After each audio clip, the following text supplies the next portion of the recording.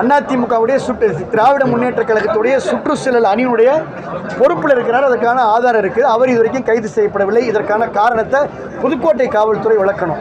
இது point number 2. இந்த சம்பவம் நடந்துட்டு இருக்கிறே பார்த்தீங்கன்னா, கரம்பக்குடியில் ஒரு சமூகத்தை சார்ந்த நர்சிங் மாணவி அவர் படுகொலை செய்யப்படுகிறார் என்று பெற்றோர் கண்ணீர் வலித்து பேட்டி கொடுத்துக்கிறாங்க. இதுவரைக்கும் அவங்க அந்த உடலை வாங்காமல் தொடர்ந்து கரம்பக்குடியில் போராட்டம் செஞ்சுட்டு இருக்கிறாங்க.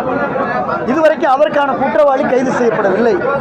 அப்போ குற்றங்கள் தொடர்ந்து நடக்குது, அதிகமாக நடக்குது, கைது செய்யப்படவில்லை.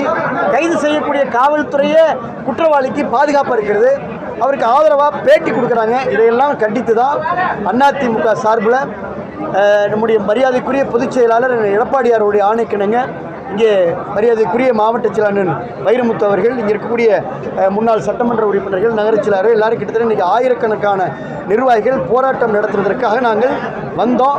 காவல்துறையிட்ட ஏற்கனவே நாங்கள் அனுமதி கேட்டிருந்தோம், அனுமதி மறுத்திருந்தாங்க. இருந்தாலும் காவல்துறை எங்களை பேச விடாமல், போராட்டம் செய்ய விடாமல், எங்களை கோஷம் போட விடாமல் சுற்றி வளைத்து அப்படியே அலைக்கா தூக்கி காவல்துறையினுடைய வாகனத்தில் எங்களை ஏற்றி கொண்டு வந்து இப்போ மண்டபத்தில் அடைச்சிருக்கிறாங்க. ஒன்றும் பிரச்சனை இல்லை. அதிமுக இதையெல்லாம் தொடர்ந்து இப்போ நேற்று ஐடி நிர்வாகிகள், அதாவது ஐடி நிர்வாகிகள் கைது செய்யப்படுறதா தகவல் வருது. ஆக இந்த கைது நடவடிக்கையை ஒரு நியாயத்துக்காக போராடுகின்ற, அநீதியை எதிர்த்து போராடுகின்ற அதிமுகவினரை கைது செய்ய இந்த காவல்துறை முற்பட்டால், அல்லது திராவிட முன்னேற்ற கழக அரசு முற்பட்டால், அண்ணன் எடப்பாடியார் அவர்கள் தலைமையில் சிறை நிரப்புவதற்கு கூட நாங்கள் தயாராக இருக்கிறோம் என்பதை மட்டும் தெரிவித்துக் கொள்வோம்.